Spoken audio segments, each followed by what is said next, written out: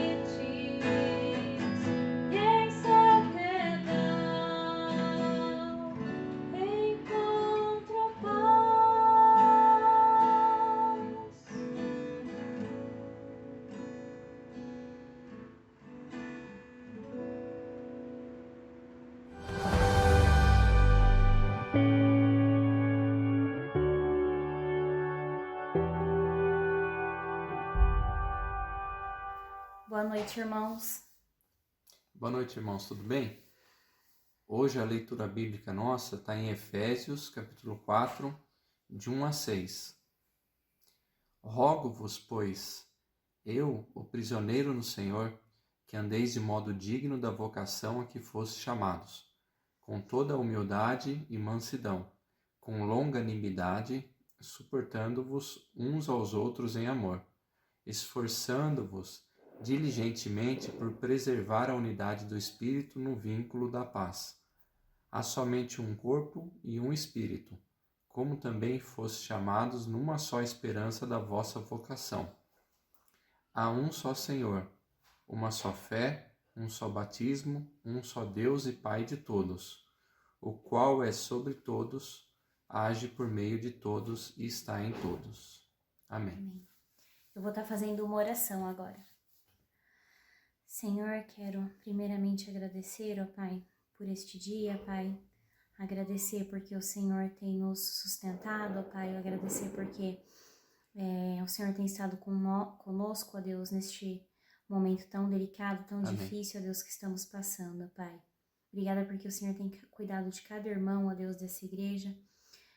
Quero pedir que o Senhor esteja visitando o lar de cada um, ó Deus, que o Senhor esteja suprindo as suas necessidades, ó Deus, que o Senhor esteja abençoando, ó Deus, e que nós possamos, ó Deus, estar usando este momento, ó Deus, de quarentena para nos aproximar mais de Ti, ó Pai.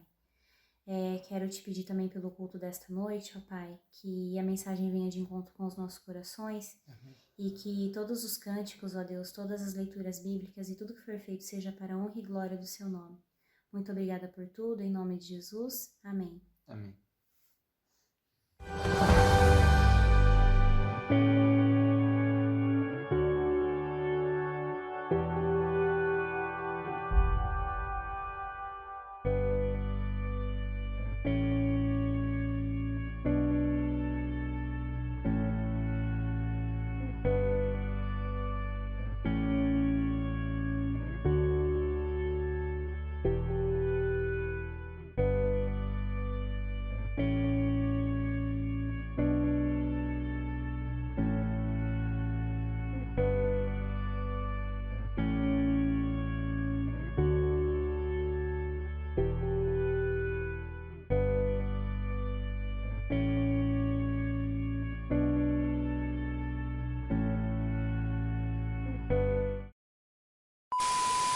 Quero desejar um feliz Dia dos Pais a todos os pais da nossa igreja.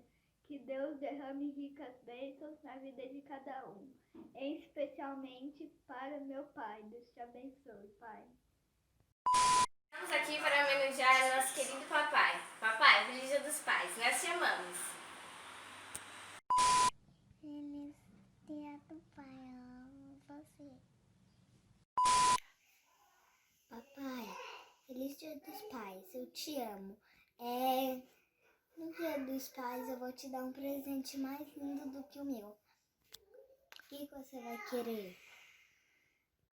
Papai, Pai, eu te amo. beijo. Mua.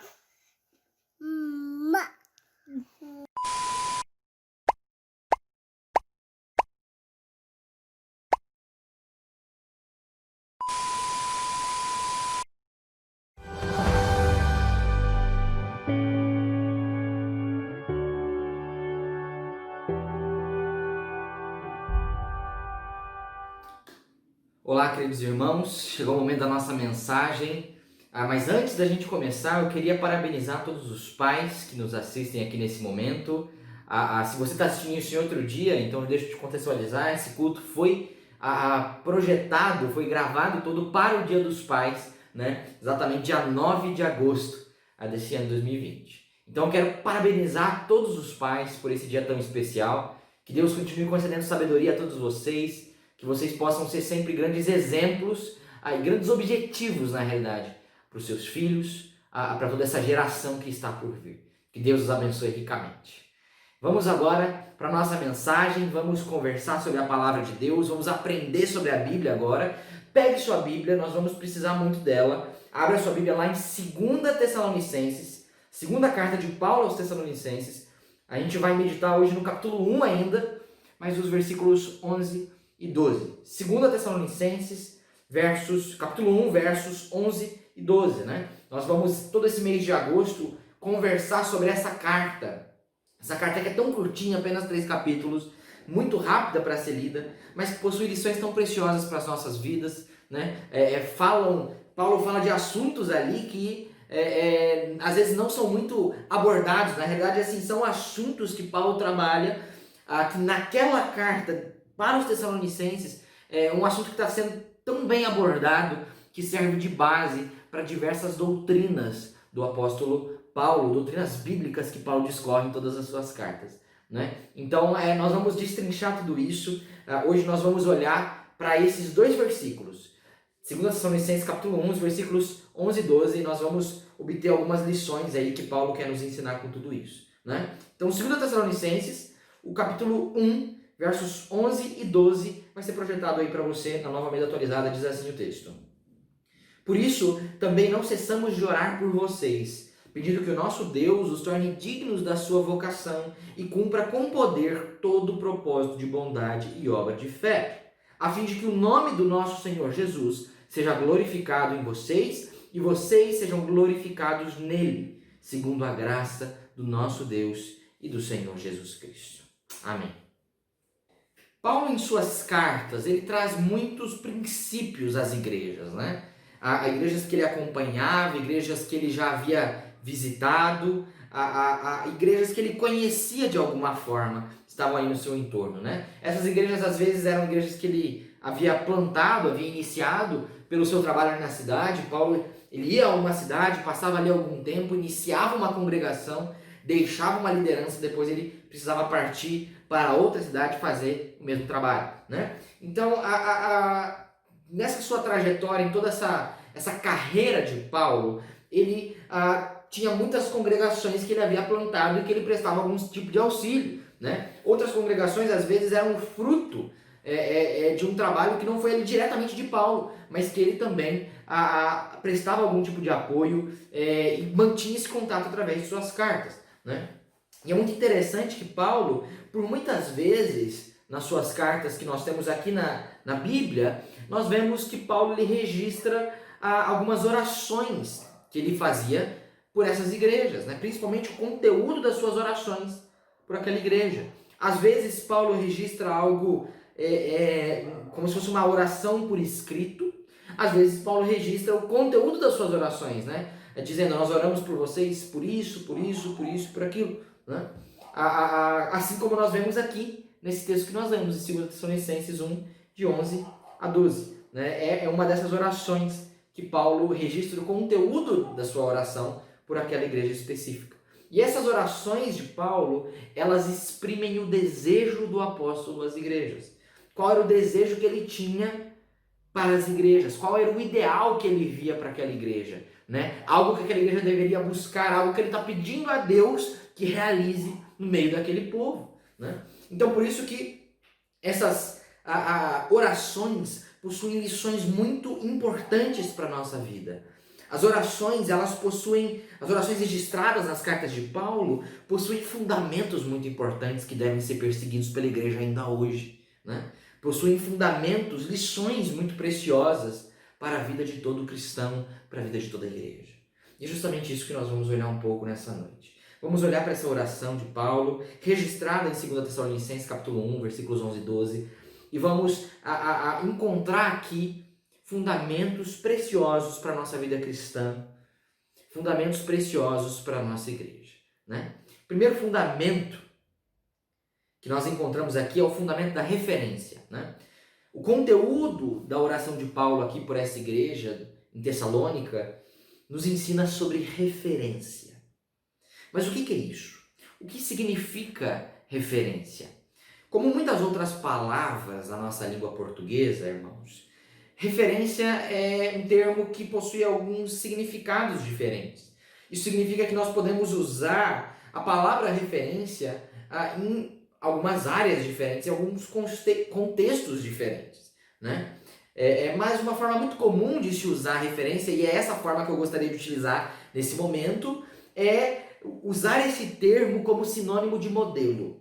Referência pode ser usado como um sinônimo de exemplo, de modelo, né? A referência, então, é aquilo que se utiliza como um modelo, né?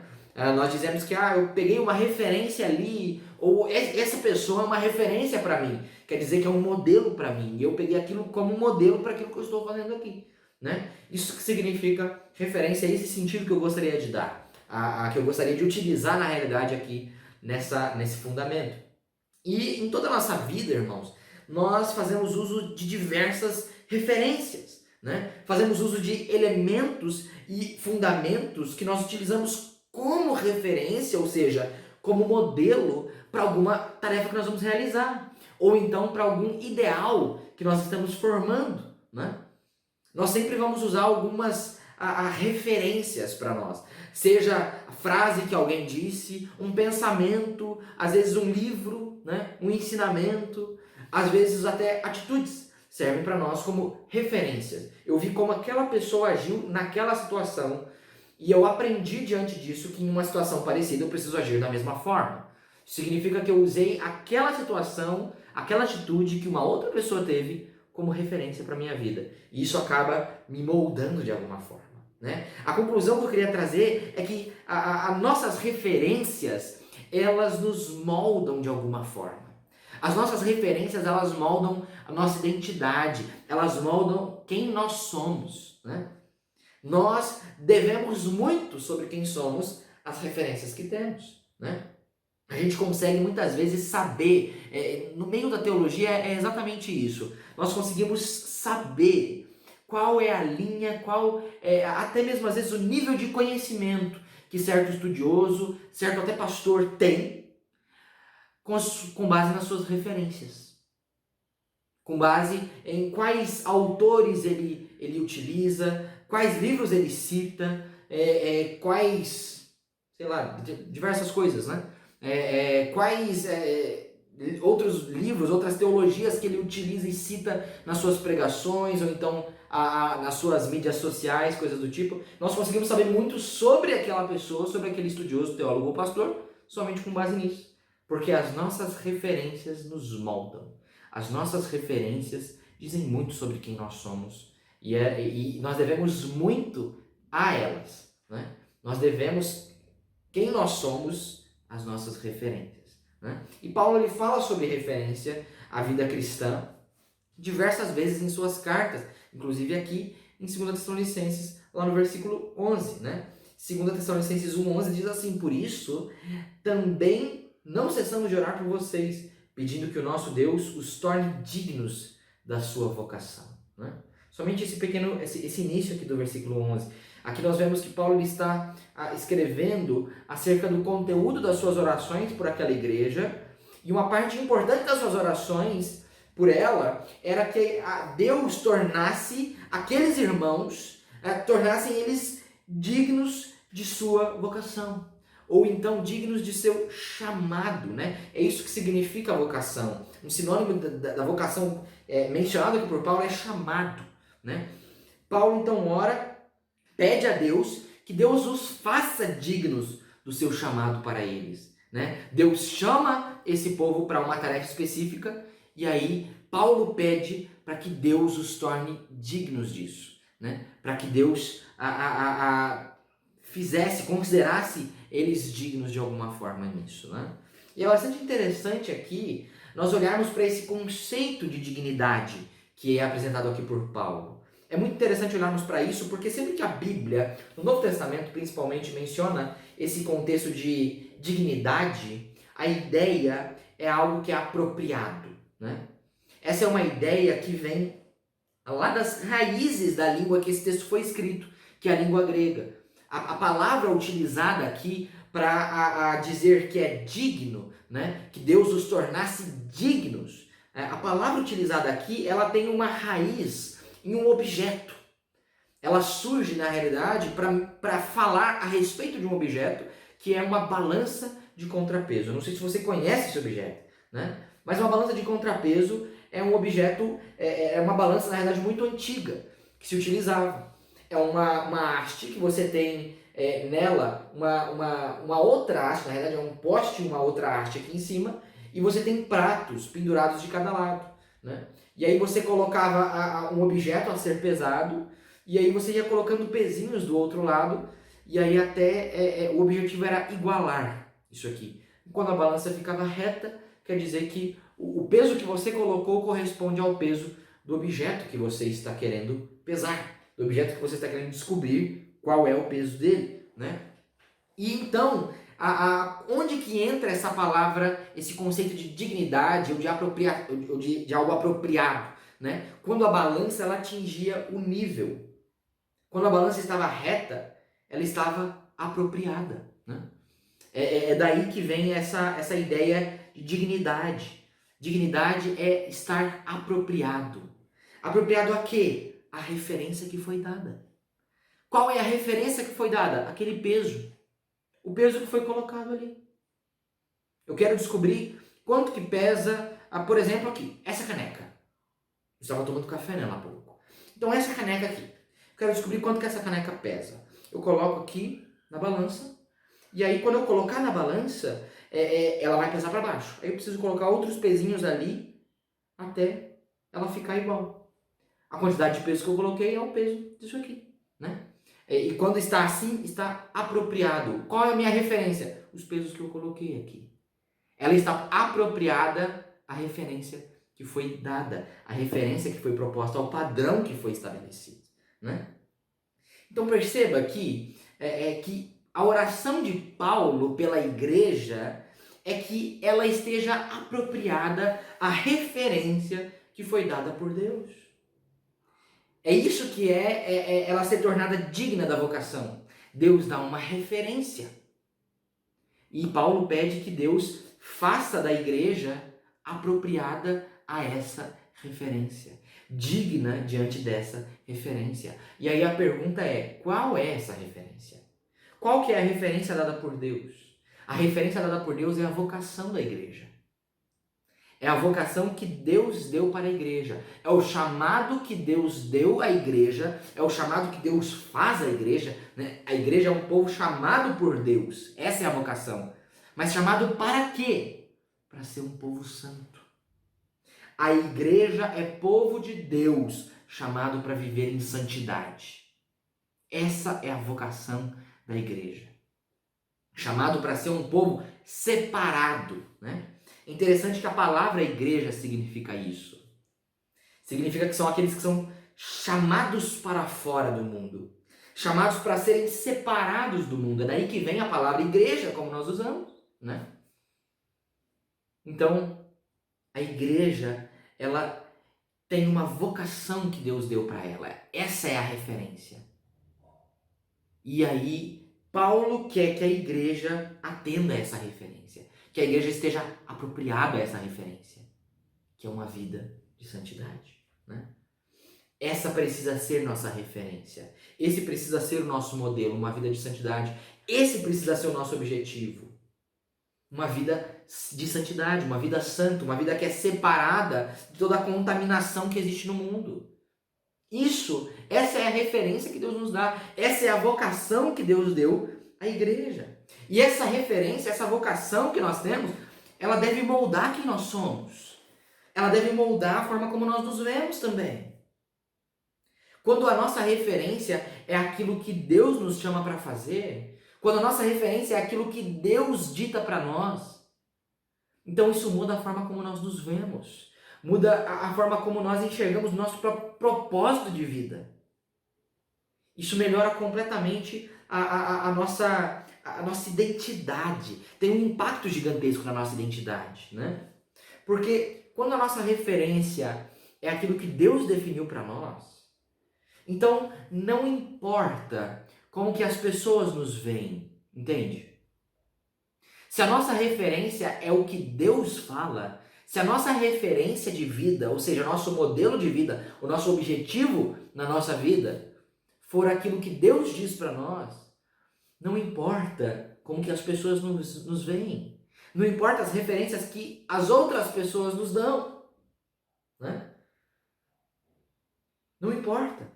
porque a referência é o que Deus deu. Então também não importa nem como que eu mesmo me vejo. Não importa nem mesmo aquilo que eu entendo como referência para mim. E eu quero definir. Não importa também. O que importa é como Deus me vê. O que importa é como Deus te vê. Né? Porque Ele é quem diz qual deve ser a nossa referência. E qual que é a nossa referência? Uma vida santa. Esse é o andar de modo digno para com nossa vocação. Nós somos igreja de Deus, chamados para uma vida de santidade. E nós precisamos estar apropriados a essa referência. Essa é uma preciosa lição e muda completamente a forma como nós nos enxergamos. Nós não vamos mais ter que se importar com o que as pessoas pensam e como elas nos veem, até porque isso nos leva à crise. Nós nunca vamos conseguir seguir a essa expectativa porque são completamente distintas e diferentes. Nós vamos estar sempre frustrados se nós queremos simplesmente agradar a pessoas, se nós queremos simplesmente se importar com como as pessoas nos veem, se elas acham que nós somos isso ou isso ou isso ou isso. Mas aí a gente parte para uma outra questão, que aí tira esse poder de como que as pessoas nos veem e colocam em você. Como que você se vê, é isso que importa. Né? Mas aí nós vemos que isso também é vazio porque falta referência. Nem a forma como eu me vejo importa. Porque às vezes eu posso ter uma autoestima ótima e me ver de uma maneira excepcional. Mas eu estou cego pelo ego. Eu estou cego pela autoestima. O que importa é como Deus te vê. Essa deve ser sua referência. Não se baseie no que as pessoas veem, não se baseie no que você mesmo, em como você mesmo se vê, mas se baseie em como Deus te vê. Tenha essa como sua referência. Se importe em agradar a Deus. E aí então você vai conseguir viver de maneira mais digna da vocação que Deus deu a você, né? Se nós vivermos preocupados em agradar a Deus, em cumprir com a vocação que Ele nos deu, que é uma vida de santidade, se essa for a nossa referência de vida, então a gente vai conseguir caminhar com Deus. A gente vai conseguir ser dignos da vocação que Ele mesmo nos deu. Né? Nós não precisamos viver nas referências que outras pessoas nos dão. Nós não precisamos viver nem mesmo nas nossas referências. Nós precisamos viver na referência de Deus. E qual é essa referência? Uma vida de santidade. Essa é a nossa referência. Esse deve ser o nosso modelo. Esse deve ser o nosso objetivo. Esse não é o único fundamento que nós aprendemos aqui nessa oração de Paulo. Paulo também nos ensina aqui em sua oração acerca de responsabilidade. Um outro fundamento muito importante que nós encontramos aqui no conteúdo da oração de Paulo pela igreja é sobre responsabilidade, né? Irmãos, falar sobre responsabilidade é o mesmo que falar sobre alguma obrigação que nós temos, né? Isso que é uma responsabilidade. E é muito importante nós falarmos sobre isso, falarmos de responsabilidade, porque eu creio que a responsabilidade ela traz equilíbrio à vida cristã. Ela não permite que a gente caia demais para um lado nem para o outro. Ela não permite que a gente viva num legalismo, mas também nem num liberalismo, né? A responsabilidade, ela traz equilíbrio à vida cristã, ela traz equilíbrio às nossas compreensões, né? E uma das responsabilidades mais importantes que nós temos como cristãos é de estarmos dispostos aos propósitos de Deus. É a responsabilidade da disposição, né? Olhem comigo aí o que Paulo fala lá no restante do versículo 11. Ele diz assim, e cumpra com poder todo o propósito de bondade e obra de fé. Né? Aqui nós vemos que o conteúdo da oração de Paulo é que Deus os torne dignos de sua vocação e também cumpra neles os seus propósitos bons e as obras provenientes da fé. Entende? O conteúdo da oração de Paulo tem essa continuidade. Ele quer que Deus os faça dignos, ou seja, apropriados do seu chamado, e também cumpra neles o seu propósito. Paulo pede a Deus que Deus cumpra os seus propósitos na igreja e também através da igreja. E qual que é a responsabilidade da igreja? A igreja tem a responsabilidade de obras de fé, de agir mediante uma convicção, de agir mediante a sua fé em Deus. É assim que Deus age na igreja e Deus age através da igreja, né? E é interessante que esse agir de Deus na igreja, cumprindo com os seus propósitos, é tratado por Paulo como uma coisa que é contínua. Paulo, ele trata esse agir de Deus como algo que é constantemente completado por Deus até a plenitude. Essa é a ideia da própria palavra que Paulo utiliza para dizer cumprir com poder todo o propósito de bondade, né? A palavra, ela tem uma ideia de algo que está sendo complementado constantemente até alcançar a plenitude. Nós podemos entender isso da seguinte forma. Podemos entender que o chamado de Deus para o cristão, que nós falamos no ponto anterior, que é a vocação, um chamado para uma vida santa, ele inicia na vida do cristão um processo que visa uma concordância completa com a vontade de Deus. A partir do momento em que nós somos chamados por Deus a isso, nós somos chamados por Deus a uma vida de santidade, nós somos chamados por Deus para seguirmos a Ele, seguirmos a Cristo, e aí nós precisamos ter uma vida digna disso, e Deus nos faz dignos disso, né, apropriados a isso. Esse é o desejo de Paulo. Isso inicia um processo em nós. Inicia em nós um processo que está visando o quê? Qual que é o objetivo desse processo? O objetivo é fazer de nós pessoas que vivem em concordância completa com a vontade de Deus. Esse é o objetivo.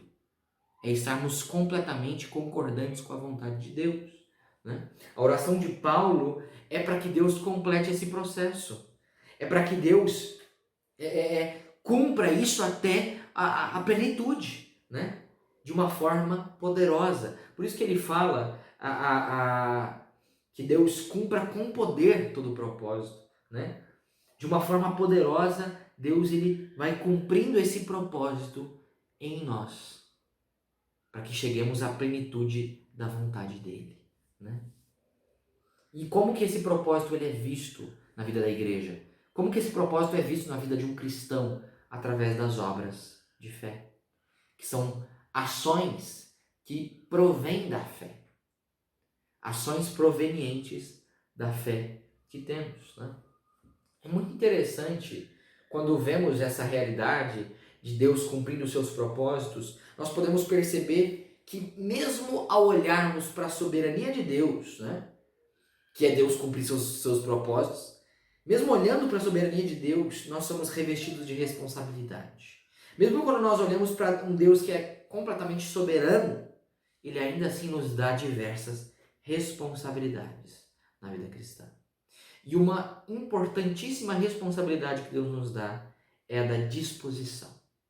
De estarmos, na realidade, dispostos a cumprir os propósitos de Deus, estarmos dispostos a cumprir a vontade de Deus, né? E às vezes eu acho que pode ser um pouco complicado para nós entendermos qual é a necessidade dessa disposição. Às vezes a gente pode achar um pouco complicado, principalmente olhando para a soberania de Deus, né? Podemos pensar assim, afinal, se Deus ele é soberano sobre todas as coisas, como nós cantamos em alguns cânticos, né? Se Deus ele é soberano e Deus tem os seus propósitos para nós, tem os seus propósitos para o mundo, para a humanidade, eles vão se cumprir de qualquer forma, não vão, né? Por que eu preciso me dispor, então? Se os propósitos de Deus vão se cumprir de qualquer forma, porque Ele é soberano. A questão não é se o propósito vai se cumprir ou não. A questão é que se dispor aos propósitos de Deus nos traz um grande benefício. Quando nós nos dispomos a cumprir a vontade de Deus, a viver segundo a vontade de Deus, nós abrimos nossa vida e dizemos, Deus, faz o que você quiser, eu estou disposto. Se Deus mandar eu trabalhar aqui, eu vou trabalhar aqui. Se Deus mandar eu largar isso, eu vou largar isso. Se Deus mandar eu pedir desculpa para aquela pessoa, eu vou pedir desculpa para aquela pessoa. Isso quer se dispor. Está aberto à vontade de Deus. E se Deus fala que é, se na Bíblia está escrito que é, então eu vou fazer, né? Isso é estar disposto. E se dispor dessa forma nos traz benefício. Aí tem uma diferença. quando nós nos dispomos a outras pessoas e quando nós nos dispomos a Deus. Porque quando você se coloca à disposição de alguma pessoa, quem se beneficia é a pessoa. Porque você está se colocando à disposição, né? Você se dispõe ali a ajudar aquela pessoa. Alguém que precisa de um auxílio, alguma coisa assim. Quem está se beneficiando disso é a pessoa, né? A pessoa que está tendo alguém que pode ajudá-la. Mas quando nós nos colocamos à disposição de Deus, quando nós colocamos a nossa vida à disposição dos propósitos do Criador, quem se beneficia somos nós. Nós nos beneficiamos disso, né? Eu queria te explicar isso, essa realidade, através de um exemplo que é hipotético, tá? Não é uma história real. É um exemplo aqui X que eu inventei, mas que nos mostra bastante, nos exemplifica na realidade como nós podemos entender esse agir de Deus e como nós nos beneficiamos disso, né? Imagina aí na sua mente, existe uma família que sai para uma curta viagem, né? Essa família ela é composta de um pai, uma mãe e de um filho, né? Um filho adolescente. E essa família então ela sai para uma viagem. Só que o filho, é importante dizer que ele é adolescente porque ele está muito entretido ali com o seu celular, com outras coisas na sua vida que ele considera importante. Então, ele não está prestando atenção no que está acontecendo à sua volta. O pai fala para ele onde eles vão, ele esquece, ele não presta atenção, ele está no celular. E aí quando embarca, o filho vai lá e pergunta assim, onde nós estamos indo? Para onde que nós estamos indo agora? Né? E aí os pais respondem ao filho onde eles estão indo e o filho não concorda, porque ele não queria ir para aquele lugar. Ele não concorda com a situação. E aí o que ele faz? Ele fica emburrado a viagem toda. Ele abaixa a cabeça e fica emburrado, discordando daquela situação, fazendo uma espécie de protesto, né? E aí então, dado o período da viagem, eles chegam ao destino desejado. Perceba aqui comigo que mesmo esse filho, concordando ou não, se dispondo a ir ou não, o destino é o mesmo. Mesmo que ele concorde ou não concorde, mesmo que ele vá disposto, feliz, sorrindo, cantando, ou ele vá emburrado, o destino permanece o mesmo, né? Então qual seria a diferença se ele concordasse, se dispusesse a ir ou não? A diferença é que se ele tivesse se disposto a ir, ele teria aproveitado a vista. Se ele tivesse se disposto a ir, se ele tivesse disposição e falasse, não, vamos, vai ser legal e tudo mais, ele teria aproveitado o que estava ao seu redor, né? Ver as montanhas, ver mato, ver coisas legais, às vezes prédios gigantescos. Ele teria aproveitado a vista. Não teria mudado, o local seria o mesmo, ele iria para o mesmo, demoraria o mesmo tempo a viagem. As circunstâncias seriam exatamente as mesmas. Mas a questão é que ele teria tido algum benefício de aproveitar a vista, né? Na vida cristã, irmãos, acontece exatamente a mesma coisa. Você se dispondo ou não, Deus cumpre seus propósitos.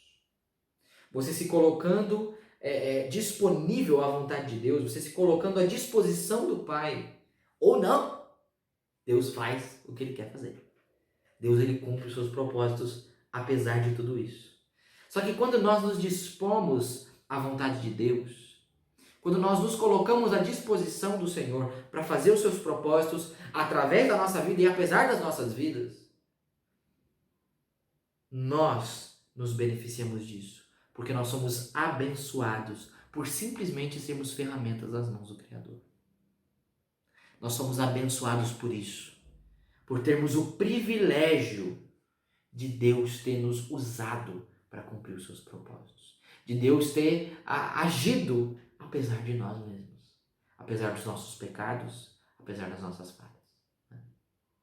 Assim que nós aproveitamos a vista. Percebe?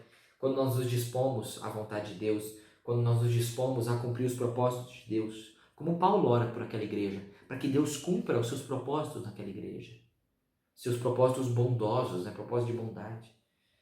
Quando nós nos dispomos a esses propósitos de Deus, nós somos muito abençoados. Não por algo material, nada do tipo. Às vezes sim, mas não necessariamente por isso. Mas nós somos simplesmente beneficiados por estarmos com o Criador, por sermos ferramentas nas mãos do nosso Deus, ferramentas nas mãos do Redentor. Essa é uma grande bênção. E essa é uma bênção que vem mediante nossa responsabilidade. A responsabilidade da disposição. Nós precisamos entender que nós somos responsáveis por estarmos dispostos a cumprir a vontade de Deus. Esse é um importante fundamento que Paulo nos ensina aqui nessa oração. E um último fundamento que nós encontramos aqui é o da renúncia. O conteúdo dessa oração aqui de Paulo pela igreja nos ensina também sobre renúncia, né? E a renúncia é um importante fundamento para a vida cristã, sabia? Ela está presente em uma boa parte de todas as outras doutrinas e fundamentos que existem na Bíblia para o cristão, né? Sempre existe algum pinguinho de renúncia ali. Perceba que tudo que nós falamos aqui até agora exige um pouco de renúncia, né? Uma vida que ela é referenciada por Deus, ela exige que nós renunciemos outros modelos e outras referências. Quando Deus é a nossa referência, nós precisamos renunciar às nossas próprias referências, às referências que as pessoas nos dão, né? E também a responsabilidade da disposição exige a renúncia também do nosso próprio conforto, da nossa própria vontade. Percebe então? A renúncia ela faz parte de diversos outros fundamentos da vida cristã. A renúncia é muito importante nisso. A renúncia é um fundamento bastante importante na vida cristã. E Paulo ensina sobre renúncia lá no desdobramento final dessa oração aqui, que nós estamos lendo o conteúdo dessa oração. Veja lá no versículo 12, diz assim: a fim de que o nome do nosso Senhor, Jesus, seja glorificado em vocês e vocês sejam glorificados nele, segundo a graça do nosso Deus e do Senhor Jesus Cristo. Né? Aqui nós vemos, existe uma expressão logo no início aqui do versículo 12, a expressão a fim de que. E nós podemos ver que Paulo ele está falando, então, através dessa expressão, nós podemos ver que Paulo ele está falando da finalidade de Deus em tornar os cristãos dignos de sua vocação e de cumprirem seus propósitos. Qual que é a finalidade dele de nos tornar apropriados, de nos dar a referência correta, né? Do chamado que ele nos deu e de cumprir em nós o seu propósito. O propósito de Deus, a finalidade, na realidade, de Deus, com tudo isso, é que Cristo seja glorificado através da igreja. É o versículo 12, a fim de que o nome do nosso Senhor Jesus seja glorificado em vocês. Paulo ora por isso. Então perceba que Deus nos chama para si, Deus nos chama, essa é a nossa vocação, nosso chamado, Deus nos chama para Ele mesmo, separados por Ele e para Ele. Ele nos faz dignos dessa vocação, Ele nos torna apropriados desse chamado que Ele mesmo nos dá. Ele nos reveste de responsabilidade de estarmos dispostos e de cumprirmos os seus propósitos. E aí, então, tudo isso para que Cristo seja glorificado em nós. Deus ele faz todas essas coisas para que o nome de Jesus seja glorificado e exaltado, né? E na realidade, esse é o propósito bíblico da igreja. É glorificar a Cristo, exaltar a Cristo, né? É um povo separado por Deus em torno de Cristo. Existem dois autores que escrevem um livro chamado Projeto Videira e um outro que também chama A Trelice e a Videira, boas recomendações. Os autores chamam Colin Marshall e Tony Payne. E eles escrevem no seu livro Projeto Videira a seguinte frase a respeito disso. Porque o objetivo de Deus para todo mundo e toda a história humana é glorificar seu amado Filho no meio do povo que ele resgatou e transformou. Esse é o objetivo de Deus em toda a história. Deus ele nos chama para si. Ele nos separa como um povo separado para Ele. Ele nos separa como um povo santo. Então, Ele faz tudo isso para que Cristo, o cabeça da igreja, o centro da igreja, seja glorificado por meio dela. Por isso que Deus separa, né? Ele redime um povo para si, para estar em torno de Cristo, exaltando e glorificando a Cristo. Toda a história humana, toda a história bíblica, ela se volta para isso. Cristo glorificado. Por isso que no fim toda língua confessará ao Senhor. Por isso que no fim todo joelho vai se dobrar diante do Cordeiro, né? Esse é o propósito de todas as coisas. Tudo converge para Ele. E Paulo ainda continua dizendo que nós somos glorificados em Cristo. Nós somos glorificados nele. Isso que não significa que de alguma forma nós somos exaltados ou enaltecidos, né? Que nós recebemos algum tipo de glória.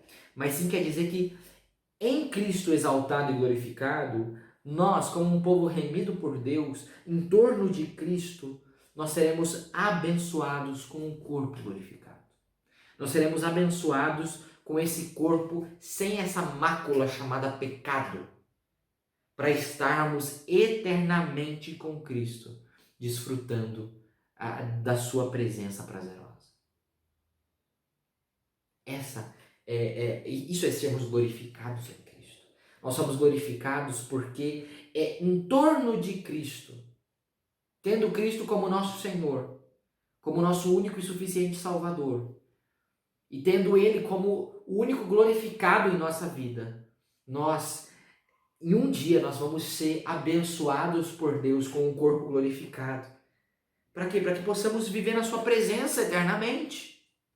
Para que possamos desfrutar de eterno prazer na presença de Deus e de Jesus Cristo, glorificando a Ele eternamente.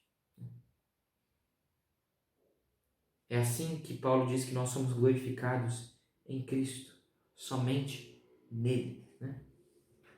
E, irmãos, para que o nome de Cristo seja glorificado em nós precisamos entender o que é renúncia. Para que Cristo seja glorificado através da igreja, apesar da igreja também, nós precisamos entender o que é a renúncia. Nós precisamos entender o que é renunciar nossa própria glória, renunciar nossos propósitos, renunciar nossas próprias vontades. Isso precisa ser renunciado e Cristo precisa ser colocado no lugar. Nós precisamos glorificar a Cristo em tudo que fazemos. Os nossos propósitos precisam ser propósitos que glorificam a Cristo. As nossas vontades precisam ser vontades que glorificam a Cristo, né? Isso é difícil. Essa é uma grande dificuldade para nós, renunciarmos a nós mesmos. Porque às vezes nós ficamos tão entretidos com o cotidiano e com coisas grandiosas que Deus nos possibilitou fazer, coisas que nós achamos grandiosas, né? Que na realidade, diante de Deus, tudo isso é muito pequeno. Mas nós ficamos tão entretidos com isso que nós nos achamos autossuficientes. E aí fica difícil renunciar à nossa própria glória. Fica difícil renunciar à nossa própria suficiência, nossa autossuficiência. É difícil para nós isso. É difícil para nós confiarmos em Deus por causa disso. Nós queremos ter controle sobre as situações, sobre tudo. Nós queremos dominar sobre todas as coisas. Nós queremos saber exatamente o que vai acontecer e nada pode fugir disso, né? Porque nós nos achamos autossuficientes e nós nos achamos merecedores desse reconhecimento, dessa glória. Só que isso não é renúncia. Renúncia é oferecer a Cristo toda a glória. É Cristo ser glorificado através da nossa vida. E a gente abrir mão disso. Nem é esperar um pouco para que depois haja esse reconhecimento. Não, é abrir mão dessa glória. Abrir mão disso para sempre. Porque quem deve ser glorificado é Cristo. O propósito, a finalidade é que Cristo seja glorificado. Como que nós podemos render toda a glória, toda a honra somente a Cristo? Como é que nós podemos, como Paulo ora pela igreja de Tessalônica, ter Cristo como glorificado no nosso meio? Como que Cristo pode ser glorificado na sua vida? Através da referência, da responsabilidade e da renúncia. Se a referência da sua vida for aquilo que Deus definiu, for o chamado que Deus te deu como cristão, então você está glorificando a Cristo. Porque aí você renuncia às outras referências. Aí não é mais importante o que agrada as pessoas, o que agrada os seus amigos, o que agrada os seus companheiros de trabalho. Não é mais importante essas coisas, porque a referência é Deus. Eu não preciso mais agir conforme aquilo que essas pessoas acham que é correto. Eu preciso agir conforme o que Deus acha que é correto. E a minha referência é o que Deus diz. É uma vida de santidade conforme Deus prescreveu. Eu posso também glorificar a Cristo através da responsabilidade de estar disposto à vontade de Deus, de estar disposto a cumprir os propósitos que Deus me deu e de fazer isso livremente, aproveitando a vista nisso tudo. Eu também posso glorificar a Cristo renunciando às próprias paixões mundanas que existem por aqui. Tudo aquilo que desagrada a Deus, eu posso renunciar a tudo isso. Eu posso renunciar à autossuficiência. Eu posso renunciar a essa falsa confiança. Essa falsa confiança que eu tenho em mim mesmo. Posso renunciar a tudo isso. A vanglória, os meus propósitos pessoais, as minhas vontades, isso tudo posso renunciar. Eu posso negar tudo isso para glorificar somente a Cristo. E aí sim, fazer dos propósitos dele os meus propósitos. Aquilo que ele define, aquilo que agrada a ele, isso sim é meu objetivo de vida. Que Deus te abençoe, que você possa aprender desses 3 fundamentos que Paulo nos ensina. Referência, que Deus nos dá, a responsabilidade de estarmos dispostos a cumprir a vontade de Deus e a renúncia para que Cristo, e somente Cristo, seja glorificado em nossa vida. Vamos orar. Senhor nosso Deus e Pai, muito obrigado, Deus, por mais uma noite que o Senhor nos concede. Nós somos imensamente gratos a Ti, Senhor, porque o Senhor nos concedeu a Tua palavra, o Senhor nos concede, ó Deus, a possibilidade, Pai, de sermos abençoados e cada vez mais enriquecidos pelo conhecimento da Tua palavra. Nós Te louvamos por isso. Eu venho pedir, ó Pai, que o Senhor esteja falando a cada coração, inclusive ao meu. Que possamos, ó Deus, entender e aplicar esses 3 fundamentos na nossa vida diária com o Senhor. Que possamos entender que nossa referência deve ser o Senhor. Que não adianta a gente simplesmente se importar em como as pessoas nos veem, em como nós somos, em como nós estamos agradando os outros. Que nós possamos, ó Deus, se preocupar com aquilo que o Senhor vê e com aquilo que agrada ao Senhor, né? Que essa possa ser nossa referência, que esse possa ser o nosso objetivo, que essa possa ser a guia que nos mantém firmes. Que o Senhor nos ajude, ó Pai. Que possamos, ó Deus, também entender a responsabilidade que temos de nos dispormos à Tua vontade, de estarmos dispostos a cumprir os Teus propósitos, de estarmos à disposição do Senhor para que o Senhor cumpra os Seus propósitos através das nossas vidas e apesar das nossas vidas também, Pai. Que o Senhor nos ajude a entendermos isso e que o Senhor nos abençoe a partir disso. Não de maneira simplesmente material, mas que possamos ser agraciados simplesmente pela ciência de que somos ferramentas nas Tuas mãos, ó Pai. Que o Senhor nos ajude e também, ó Deus, nos ajude a cumprir com a difícil tarefa da renúncia. O Senhor sabe como é difícil para nós renunciarmos o nosso eu, né? Como é tão difícil para nós dizer aquilo que Paulo ensina aos Gálatas, no capítulo 2, verso 20, não mais eu, mas Cristo em mim. O Senhor sabe como isso é difícil a nós. E eu peço a Deus, nos ajude a nos esvaziarmos de nós mesmos, ó Pai. Nos ajude a deixar a velha criatura para trás. A não deixar nem mesmo os alicerces antigos, mas que tudo seja construído novo pelo Senhor, ó Deus. Isso sim é renúncia, Pai. Nos ajude a renunciarmos, ó Deus, tudo aquilo que remete à velha criatura. Nos ajude a renunciarmos, ó Deus, a nossa própria glória, a renunciarmos os nossos propósitos, a renunciarmos a nossa própria vontade.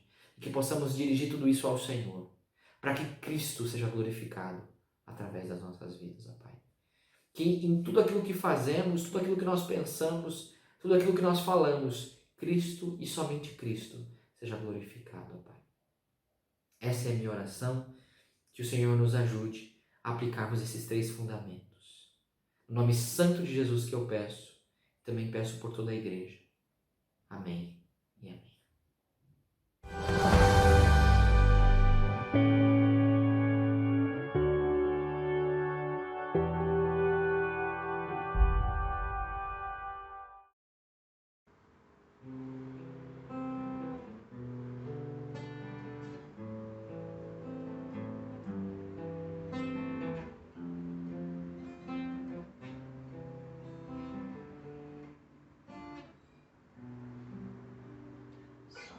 Sonda-me, Senhor, e me conheces.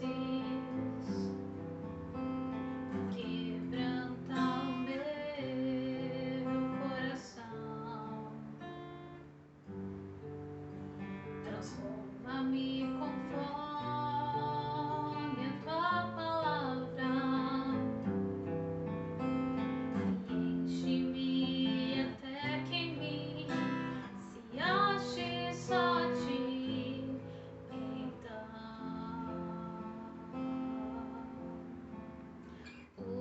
usa-me, Senhor.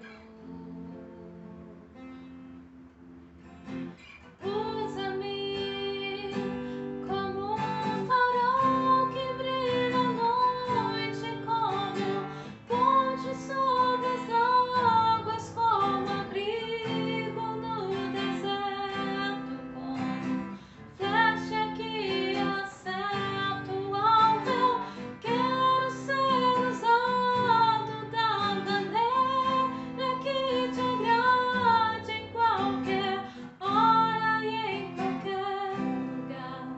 Eis aqui a minha vida, ouça-me, Senhor, usa-me. Sonda-me, Senhor, e me conhece. Quebranta o meu coração. Transforma-me conforme a tua palavra. E enche-me até que em mim se ache só ti. Então,